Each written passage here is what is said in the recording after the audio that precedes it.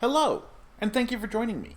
Today we are returning to Fallout 76 for another Weapon Spotlight video, and today we're going to be taking a look at the Enclave Plasma Flamer. If you watched my most recent Legendary Crafting video, then you'll have seen the weapon that we're going to be taking for a spin. It is this one. Now, the interesting thing about the Enclave Plasma weapons is that you cannot learn to craft them, and you cannot learn the mods except for the Prime Capacitor for them. They are just weapons that you have to find in non-legendary versions, so you could never actually get a legendary version until Legendary Crafting was introduced to the game a few updates back. But since then, they've been somewhat of a sought-after weapon because of the fact that they have better base damage than the standard plasma weapons. So because of that, I figured I'd go on ahead and farm and see if I could get my hands on one. This one is not particularly good. The second star is pretty much worthless. The last round in a magazine having 25% chance to deal double damage. And the +1 agility for third star is not especially exciting. It's not terrible, but it's not doing a whole lot for me. But the first star is perfect, basically. Bloodied is exactly the first star that I wanted on this weapon. So I went on ahead and held on to this one, and I did put the Prime Capacitor on it, because at first I didn't even think that I could, but I went on ahead and tried it out, and sure enough, the Prime Capacitor was an option, so I put it on there, and we're getting some pretty solid damage there. As you can see, 120, 156. Does mean it's going to have to penetrate both the ballistic armor, or the basic armor, and the energy resistance on the target, but still, it's pretty solid damage there. Good fire rate. Interesting thing about this weapon is that it uses the rifleman perks instead of the commando perks, so I've got those equipped here. But because of the fact that it's so hard to get the mods that you want for this weapon, the mods are basically just the way this weapon dropped, other than the legendary mods and the Prime Capacitor. The True Flamer Barrel, the Stabilized Stock, and the Reflex Sight were all exactly the way I got it from the Dropped Connection event. So anyway, this is the weapon. Let's go on ahead and take a look at my build. So under Strength, I've got Traveling Pharmacy to help me carry a little bit more chems and such. Basically, it's an extra point that I just happen to have left over from my legendary perks.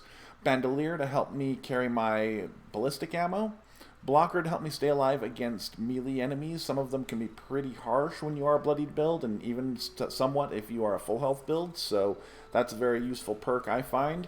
I've got the full 9 rifleman perks here instead of the commando perks that I would normally be running for the extra damage with this weapon, because it is a rifleman weapon with the flamer mod on it. I'm not really sure why that is. It seems pretty automatic to me, but whatever. I'll use whichever perks are going to give me the extra damage. Got Tank Killer for some armor penetration and a chance to stagger. I'm just leaving Ground Pounder on here along with a single point of concentrated fire, the way I would with fully automatic weapons, just because I'm not really going to be using this thing in VATS. I'm going to be pretty much hip firing or aiming down the sights the whole time. We've got Fireproof to help us stay alive against fire and explosions. Radical for some extra carry weight. Strange in Numbers, which is not going to be a factor today, but give me a little bit of extra bonus with my mutations most of the time. Team Medic, again, won't be much of a benefit today, but I find it useful in things like daily ops and the boss fights and stuff. Tenderizer for some extra damage. Nerd Rage for some extra damage resistance. I'm sorry. Damage resistance, and AP regen. Batteries included to help me carry my energy ammo. And Gunsmith and a single point of Scrapper, just because I've been collecting resources lately and I find it convenient to just leave that there instead of having the full 5 points of Gunsmith. Action Boy, which won't be much of a factor today, because again I won't be using VATS really with this weapon. Covert Operative probably won't be much of a factor today because this weapon is loud and cannot be suppressed, so I probably won't be trying to do much with stealth in this particular weapon spotlight. Born Survivor to help me stay alive. Sneak, which again probably won't do a whole lot. Escape Artist may help if I really get myself into trouble and need to try to get out of it and just try to get some stealth to get some breathing room. Adrenaline for some extra damage. Dodgy to help me stay alive. Better criticals, probably not going to be much of a factor today. Serendipity to help me stay alive, Ricochet to help me stay alive and get a little bit of extra damage, Starch Genes to hold on to my mutations, Critical Savvy, again not going to be a lot of big factor today, Bloody Mess for some extra damage. For my legendary perks, I have Taking One for the Team, which does work when you are the only person on a public team. So I do expect that to be a major factor today because I will be getting attacked a lot because this weapon is loud. Follow Through, which probably won't be much of a factor today, but for my build is a very good perk. Master Infiltrator, because I find it convenient. And Legendary Intelligence, Agility, and Luck, just to get some extra points on my specials. So here are my effects. I'm not going to read off every one of them, but you can take a look. Here's my specials, if you wanted to see what I had there. My armor. It's nothing particularly exciting. A full set of unyielding, 3 pieces of poison resistance, 2 pieces of AP regen, various 3rd stars, sometimes none. But yeah, so I expect we're going to do pretty well, at least in most cases, with this weapon, because it does hit really hard, but at the same time, with it not being able to be suppressed, I do expect that to be a little bit of a challenge for me, because I'm definitely built around stealth, so we're going to see how it goes. We're going to start off with some ghouls, so we will be back in just a moment. Okay. Here we are outside of the White Spring Golf Club, and we're going to go ahead and try this thing out against some ghouls and see how it does. I'm not expecting too much difficulty here because ghouls don't hit super hard, although I do need to keep an eye on my rads, and there is still definitely a chance that things could go bad, but so far, no problems.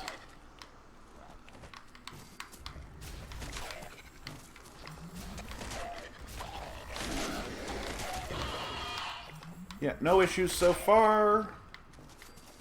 Oh, is this guy legendary? He is. What does he have for us?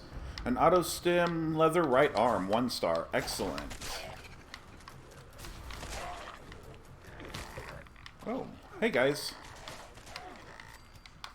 Yep, I'm definitely making quite a commotion here, but at the same time, the weapon is keeping me alive. Mainly because I am putting ghouls down quickly enough that they are not killing me. Don't know why you were being so lazy there, but we'll come get you too. And I have not reloaded yet. One thing I really do like about this mod is that it gives a 300 round magazine. That is just awesome.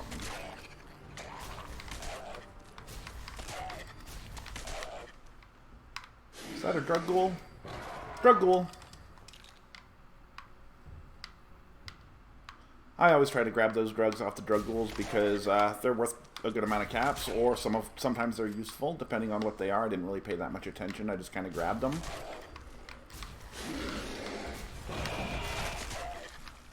No real difficulty there. There you are. Hey. Alright, so far so good. Still have not reloaded yet. And let's see here. Anybody around? I'm just going to use VATS to try to find guys. Hello. Oh, hello. Are we? Yeah, I think we got him. So apparently we used 124 rounds on all of those ghouls, and we still have 176 left. I'm going to go ahead and reload now. And, oh wow, I'm out of stim packs, so I'm probably going to go take care of that real quick before we go and deal with some super mutants, because that will definitely increase my chances of survival, but we will be back momentarily to see how this thing does against some super mutants. Okay, here we are outside of Pylon V13 and the abandoned bog town, and over here we have got Snallies today, it looks like, so let's see how this thing does against them. Pretty nicely, as a matter of fact. Usually there's another one around here somewhere. I don't know where he's wandered off to. There he is.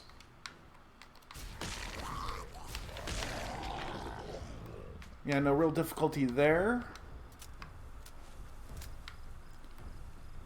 I could see the behemoth here being a little bit of a challenge just because of how dangerous he is, so I'm going to sneak up on him. Just so I can get close enough to use the weapon, since it is a short-range weapon. Well, he went down very easily there.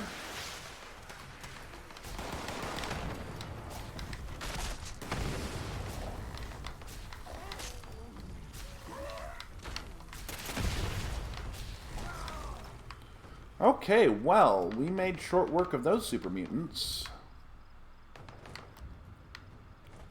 Who else is around here?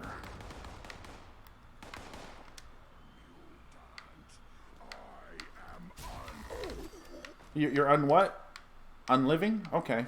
Yep, I can handle that. Yeah, that was a bad joke. I get it. Anyway, let's see here. There should be a few more super mutants here to go ahead and fry with this thing. Usually some hiding out in here. They're enjoying their missile launchers today.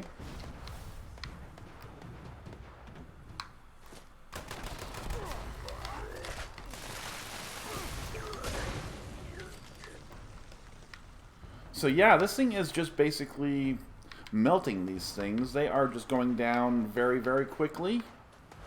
I'm very impressed with how this weapon's performing. I can only imagine how much better it would be if it had a better second star, like damage while aiming or something like that. Alright, who's firing at me? I hear you. Oh, you're up there.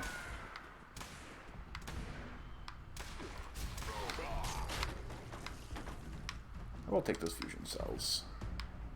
And I know there should be a doggo around here somewhere.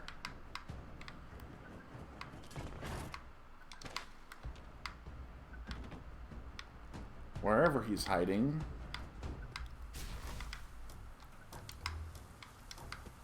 Oh, there you are. Okay, well, yeah, I think that pretty well does it for the super mutants out here. Let's just kill this guy real quick because he's annoying. Okay, now we're going to go ahead and try this thing against some robots next, so we'll be right back for that. Okay, here we are outside of Robco, and we're going to try this thing out against some robots. So let's see how this thing does. Went down pretty quickly there with no problems.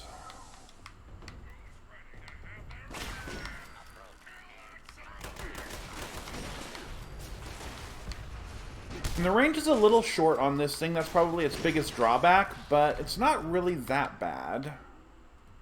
Alright, let's go ahead and run around back here. There should be a couple of guys back here.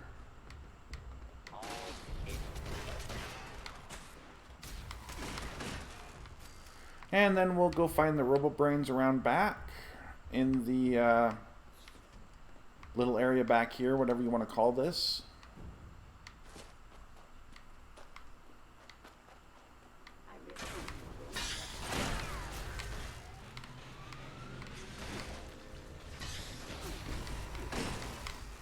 Couldn't even see him, but got him.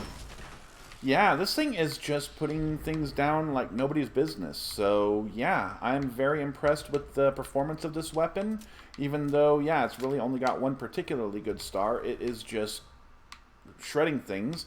Let's try this thing out against a Mirelurk Queen next and see how it does there. Okay. Here we are outside of Spruce Knob Lake, where we're going to try this thing out against a Mirelurk Queen and a few of her minions. So let's see how it does here. It was recommended to me in the comment section of one of my previous videos that I should aim for the Mirelurk Queen's legs, and I actually think that is correct because, if I'm not mistaken, it is the same damage for the legs it is for the head on the Mirelurk Queens, and they're going to be much easier to hit than the heads, so I'm going to try that method this time, and I do expect it to go a little bit better. It probably won't matter so much because of I'm not using VATS, so I'm not going to have it breaking just because she turns her head a little bit like I do a lot of times, but it should still work out better for me, I think. Let's, you know, clear some of these guys out real quick, and we will call the Queen. Oh, and we got a legendary today. That should make things interesting. I do kind of want to get close to her because of this thing's low range.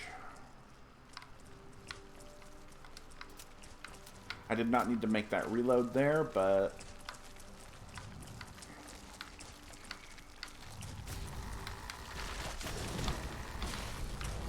Oh, she found... Oh! Yeah, that didn't go quite as well as I had been hoping, but, yeah, we're going to give this a try again.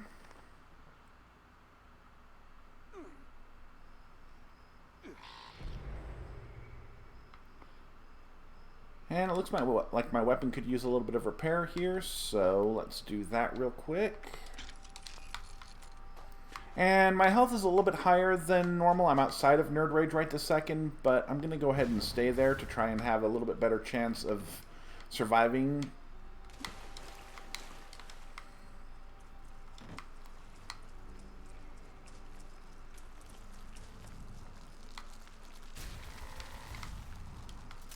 Yeah, she's out of range there, unfortunately.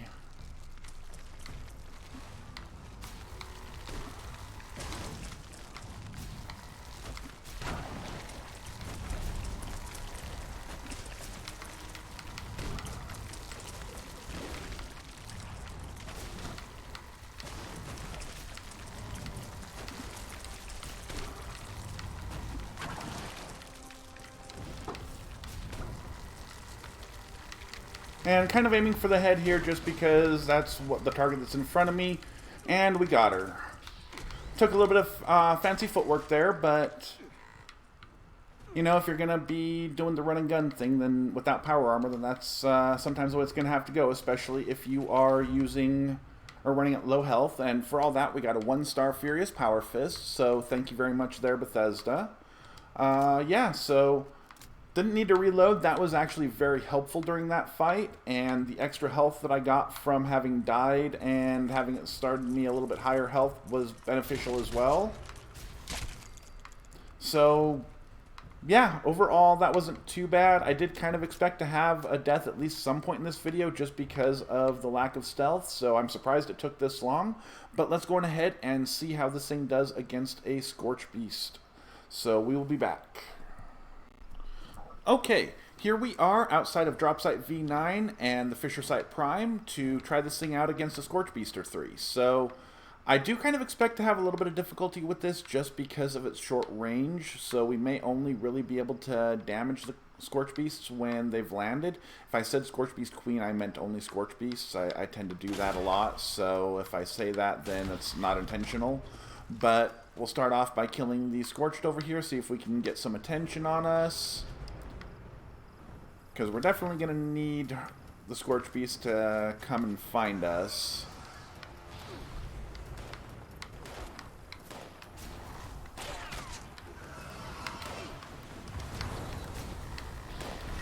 Yep, she's out of range there.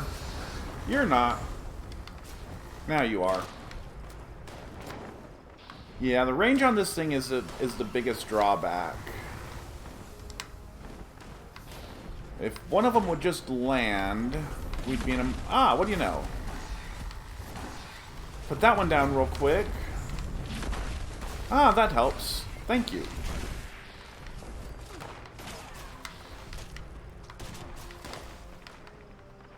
And again, we do have the Prime Receiver on this thing, so we are getting some extra damage against the Scorched and the Scorch Beast, so that's helping us out here, but I don't think it's really helping us that much against the Scorched, just the Scorch Beasts.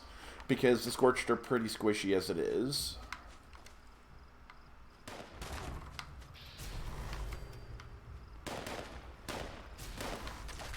Do we get one out of the hole? Not today. Who's shooting at me? You? Stop it. Let's see here. Ah, you too, huh? We are getting plenty of Scorched. It would have been nice if we'd gotten another Scorch Beast, though. But it doesn't really look like we are going to. As you saw, though, with this weapon, It definitely had some difficulty when they were flying around because they had to really fly close enough to the ground for me to be able to jump up and kind of shoot them because of its short range. But once they landed and got in its range, it put them down very, very quickly. So, yeah, we're on to the final thought section of this weapon because I don't think we're going to get another Scorch Beast. So, overall, my opinion on this weapon is that it is very, very good.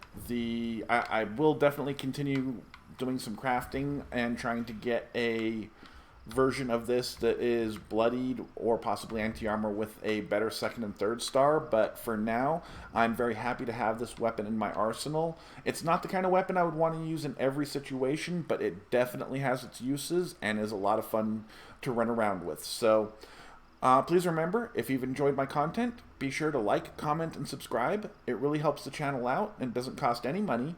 And until next time, thank you for watching.